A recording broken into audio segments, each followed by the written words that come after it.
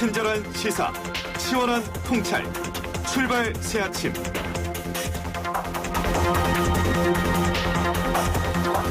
네, 여당은 오늘 임시국회 마지막 날 본회의에서 부동산 관련 법들을 반드시 처리하겠다고 요구했습니다. 이른바 임대차 3법, 부동산 3법이 어떤 법안인지, 또 과연 어느 정도의 효과를 기대할 수 있는 것인지 관련 내용 전문가와 함께 짚어보겠습니다. 김성달 경실련 부동산 건설 개혁본부 국장 연결되어 있습니다. 국장님 안녕하십니까? 예, 안녕하십니까? 네, 오늘 국회 본회의에서 예고된 대로 임대차 3법 중 하나인 부동산 거래 신고법, 그리고 부동산 3법, 종부세, 법인세, 소득세법 등이 처리될 예정입니다. 우선 이 법안들 필요한 거죠? 어떻게 보십니까? 네, 필요합니다. 특히 네. 세입자와 집주인의 대등한 관계를 유지해주기 위한 임대차 3법은 사실은 20대부터 계속해서 요구해왔던 법안입니다. 근데 사실 네. 처리되지 못하고 이번에도 넘어갔는데요. 어쨌든 정부가 이것을 처리하는 것은 시장에 영향을 줄 것이다. 그런데도 다만 좀 아쉬운 점은 있습니다. 네. 부동산 3법 포함해서 다 아쉬운 점은 있습니다. 네. 특히 지금 이 임대차 3법 같은 경우는 또 세입자의 권리를 강화하는 데 반해서 네. 집주인들 입장에서는 이전에 받은 것에 대한 권한이 줄어드는 부분이거든요. 네. 또 이제 부동산 3법이라는 게 다 세금 인상인데 다주택자나 집주인들 입장에서는 세제는 올리고 내가 두려웠던 건 또 낮아지고 하니 이제 당연히 반발할 수밖에 없을 겁니다. 네. 근데 이제 이러한 집주인들의 반발이 사실은 정당한 건 아니라고 봅니다. 이전에 이미 누려왔던 것들이 많은 불로소득이라는 얘기를 하고 있기 때문에 그걸 예. 정상화하는 과정이라고 봐야 되는데 예. 이제 집주인들이 아무래도 이런 것에 반발하는 것을 거대 야당이 좀 정치적 쟁점으로 삼으면서 이 정치적 공세를 하는 것으로 보여지고요. 네. 또 반면에 좀 여당도 사실 이 법만으로 집값을 잡겠다, 세입자 권리 보장된다라고 단언하기에는 많은 구멍이 있습니다. 네. 그래서 그런 것들을 조금 야당과 협의하면서 풀어나갈 게 앞으로 숙제인데 사실 지금의 문제가 사실 과거에 그 거대 야당이 잘못된 정책을 네. 한 결과이지 함께 약간 책임 회피하는 방식으로도 정치적 공방을 이어가고 있거든요. 예. 그러니까 이런 부분들이 여야에서 국회에서 조금 충분히 합의하기 어려운 점으로 작용하지 않나. 네. 국민들이 보기엔 둘 다 제대로 된 정책을 내놓는 게 중요한 정치적 공방만 보여주는 것 같아서 좀 안타까운 부분이 있는 것 같습니다. 네네. 자, 지금 간략하게 말씀하셨는데 오늘 거의 통과될 것이 확실한 상황인데 네. 이 법안들이 뭐랄까요, 이제 좀 더 말씀하신 대로 그 세입자 권리를 기본적으로 보장할 수 있는 그런 안전망 차원에서 미비한 부분들도 좀 있다. 이런 지적들이 좀 있습니다. 어떻게 보십니까? 예, 좀 분명히 있습니다. 지금 이번에 통과되는 임대차 3법이 예. 전월세 상한제하고 또 계약갱신 청구권인데 사실 이것이 세입자가 원하면 얼마든지 이게 충분한 나의 임대료나 이런 걸 성실하게 납부하면 계약 갱신이 이루어져야 한다는 게 사회적으로 요구했던 건데 사실 8년밖에 보장되지 않습니다. 네. 또 실거주를 얘기해서 언제든지 세입자의 계약 갱신이 거절당할 수 있는 상황이기 때문에 이 부분은 좀 아쉬운 게 분명히 있습니다. 더군다나 이런 걸 제대로 검증하려면 전월세 신고제가 지금 당장 같이 시행돼야 되는데 전월세 신고제는 사실 내년부터 시행하겠다는 게 정부 입장이거든요. 네. 이것도 사실 정부가 충분히 대비하지 못한 것이 드러난 것이다. 네. 여기에 하나 더 붙이고 싶은 건 보증금 문제입니다. 사실 지금 작년에도 보증금을 떼어서 이제 소액 빌라나 이제 이런 데 사시는 분들이 임대사업자, 갭투기 임대사업자들을 만나가지고 보증금을 떼어서 길바닥에 나앉는 경우가 종종 언론에 보도되고 있었는데 예, 그렇죠. 사실 지금도 보증금을 떼이면 받을 수 있는 방법이 없습니다. 현행 법에서는 최우선 변제금이라고 3,700만 원은 무조건 보장하게 돼 있지만 그 나머지에 대해서는 지난한 싸움이나 이런 것들이 되지 않으면 돌려받기 어려운 현실이거든요. 그래서 이런 전세보증금이나 임대보증금을 떼이지 않도록 이런 집주인들이 이런 반환보증 상품을 가입을 의무화하는 법안들이 좀 진행이 됐어야 하는데 그거에 대해서 거대 정당이 저희들이 또 이제 정책 제안을 해봤지만 부정적입니다. 그래서 이런 부분은 앞으로도 이제 여당이나 야당이 조금 충분히 논의해서 바로 좀 입법할 수 있도록 또 좀 노력들이 필요하지 않나 생각이 듭니다. 예. 자, 어제 경실련 기자회견이 열렸죠. 그 자리에 우리 김 국장께서도 참석하셨는데 여기서 주요 내용이 이명박 박근혜 정권 때는 25% 서울 아파트값이 올랐는데 현 정권에서는 무려 52%가 올랐다. 이런 발표 내용이 있었거든요. 이에 관해서 좀 설명 좀 부탁드리겠습니다. 예, 저희가 이제 국민은행 발표 서울 아파트 중위가격을 좀 조사해서 발표한 결과입니다. 사실 예. 이런 것들을 하는 이유가 정부가 해주면 제일 좋은데 네.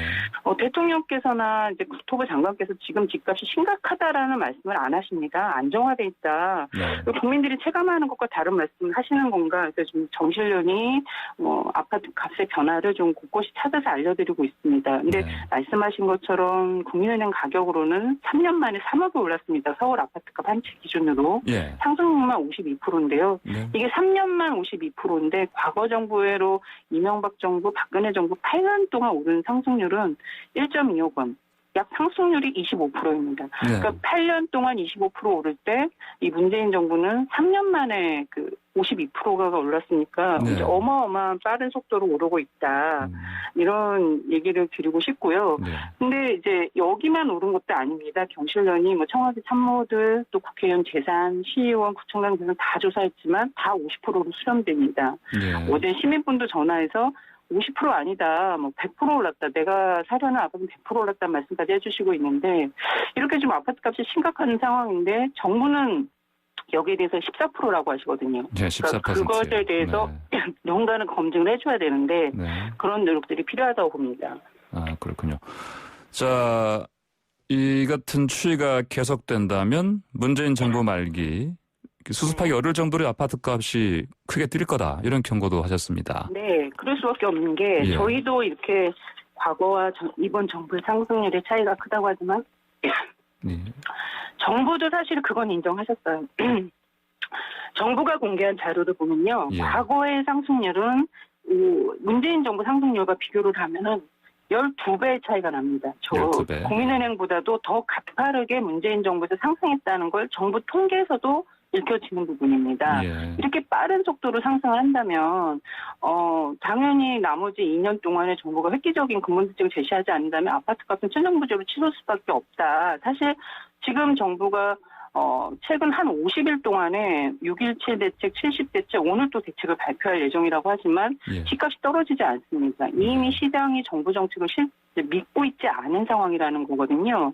네. 이런 시장의 어떤 불신을 되돌릴 수 있을 만한 획기적인 대책을 내놓지 않으면 집값은 계속 오를 것으로 예상이 되는 상황이라서 정부의 근본적인 변화가 필요하다 말씀드립니다.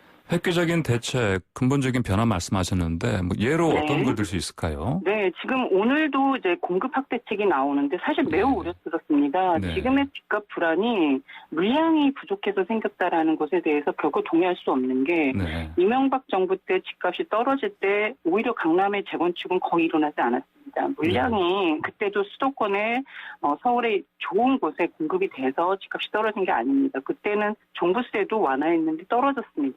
가장 큰 그때 영향을 미쳤던 원인은 정부가 민간에서 재건축 재개발할 때 강력한 분양가 상한제를 해서 바가지 분양을 근절했고 예. 그 사업성이 없으면 무분별한 개발이 일어나지 않았죠. 또 하나는 그 대신 정부를 믿고 따르는 무주택 서민들에겐 지속적으로 저렴한 공공주택을 공급하겠다라고 선언하셔서 네. 실질적으로 강남 서초에도 평당 900만 아파트 또는 건물만 분양하는 500만 원대 아파트가 나왔습니다. 그런 예. 게 서울, 강남, 경기 곳곳에 나왔거든요. 네.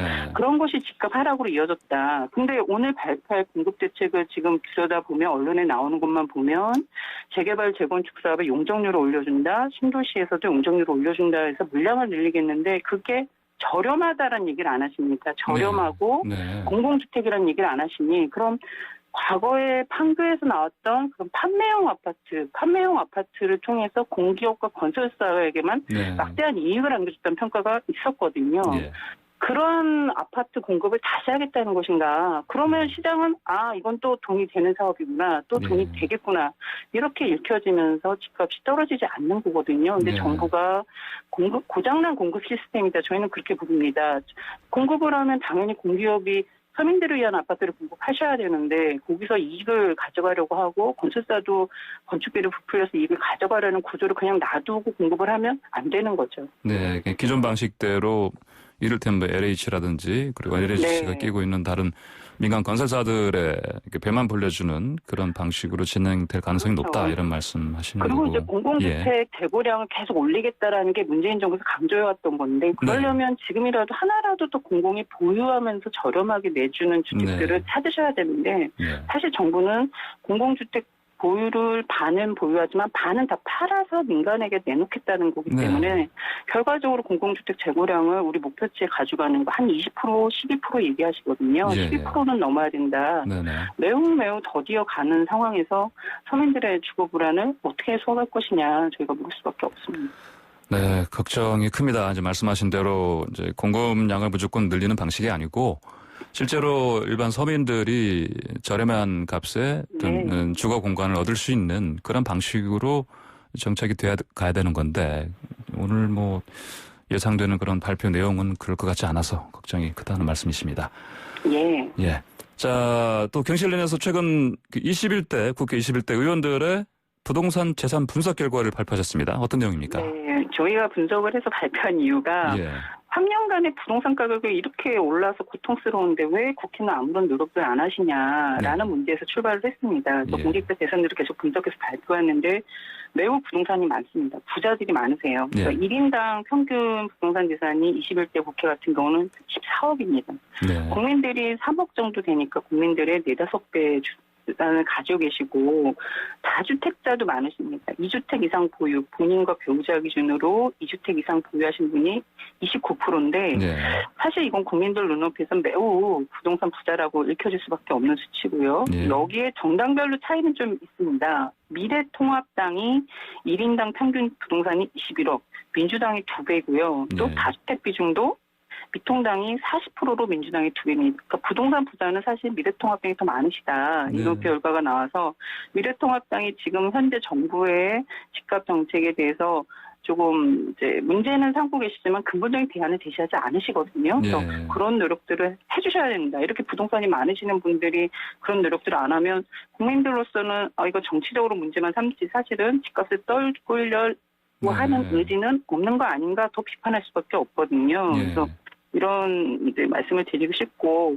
특히 국회의원 보유 집값이 많이 올랐습니다. 왜냐하면 국회의원이나 고위공직자분들 상당수가 강남 사고 집값이 많이 오르는 지역에 아파트를 한 채 또는 두 채씩 갖고 계신 경우가 많거든요. 그래서 많이 최근에 언론에도 나왔지만 주호영 미통당 원내대표 같은 경우는 서초구 아파트 한 채에서만 거의 20억 원 가까이 이 외에 박병석 의장이라든지 미통당 박덕흠 의원이라든지 다 10억, 20억 이상의 시세 차익이 발생했습니다. 이렇게 불로소득을 많이 누리면서 정작 집값이 떨어지길 원할까? 집값이 문제가 있다고 제대로 인식하실까? 이런 부분에 대해서는 사실 조금 회의적이다. 이렇게 말씀을 드려야 되는 거라서요.